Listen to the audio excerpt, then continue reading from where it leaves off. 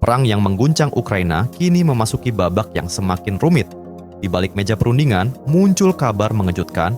Donald Trump, Presiden Amerika Serikat, menolak untuk mengirim pasukan darat ke Ukraina.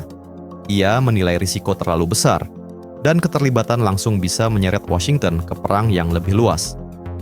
Trump menegaskan bahwa dukungan Amerika cukup diberikan lewat kekuatan udara, bantuan senjata, dan jaminan keamanan politik. Pernyataan ini disampaikan saat pertemuan penting di Washington bersama para pemimpin Eropa, NATO, dan Presiden Ukraina Volodymyr Zelensky. Para pemimpin Eropa menilai langkah Trump sebagai sinyal serius menuju gencatan senjata. Namun di sisi lain, keputusan ini juga memunculkan dilema besar. Bagaimana jika tanpa pasukan darat, Ukraina semakin terdesak di garis depan? Trump sendiri menegaskan perdamaian bisa dicapai meski pertempuran masih berlangsung. Bahkan muncul isu pertukaran wilayah, sebuah kesepakatan yang berpotensi memberi Rusia hak atas sebagian teritori yang kini mereka duduki. Ide ini langsung ditolak keras oleh Zelensky. Baginya, menyerahkan tanah berarti mengkhianati konstitusi dan rakyatnya. Tapi tekanan terus datang. Washington bahkan memberi tenggat 50 hari pada Moskow untuk menghentikan perang. Jika gagal, sanksi ekonomi akan semakin meluas.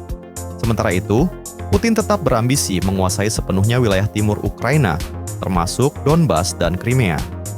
Meski sudah menguasai hampir 1/5 wilayah Ukraina, Rusia masih menghadapi tembok pertahanan kuat di Sloviansk dan Kramatorsk. Laporan think tank internasional menyebut garis pertahanan ini menjadi penghalang utama Kremlin selama lebih dari 1 dekade. Di tengah ketegangan, Zelensky justru mulai memberi sinyal kompromi. Untuk pertama kalinya, ia menyatakan kesediaan bertemu Putin tanpa prasyarat, bahkan tanpa menuntut penghentian perang terlebih dahulu. Sikap ini menimbulkan spekulasi. Apakah Ukraina siap membuka jalan damai, atau justru tanda kelemahan yang bisa dimanfaatkan Rusia? Tak berhenti di situ, kabar lain yang tak kalah mengejutkan adalah kemunculan rudal baru buatan Ukraina bernama Flamingo. Dengan jangkauan hingga 3.000 km, senjata ini disebut sebagai game changer yang bisa merubah jalannya perang. Beberapa laporan bahkan menyebut rudal ini sudah digunakan untuk menyerang sasaran di Rusia. Trump sendiri berada di tengah pusaran politik global. Ia menolak masuk lebih dalam ke perang darat, tapi tetap ingin meninggalkan jejak sebagai pemimpin yang berhasil membawa perdamaian.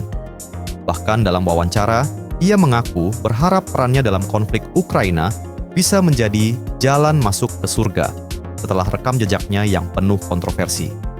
Pada akhirnya, Zelensky kini berada di persimpangan jalan, mempertahankan setiap jengkal tanahnya, atau membuka kompromi demi menghentikan perang.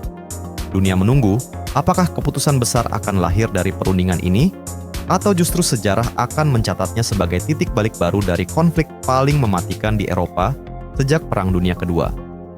Dan cerita ini terus berputar, karena perang Ukraina bukan hanya soal batas negara, melainkan juga tentang masa depan keamanan global.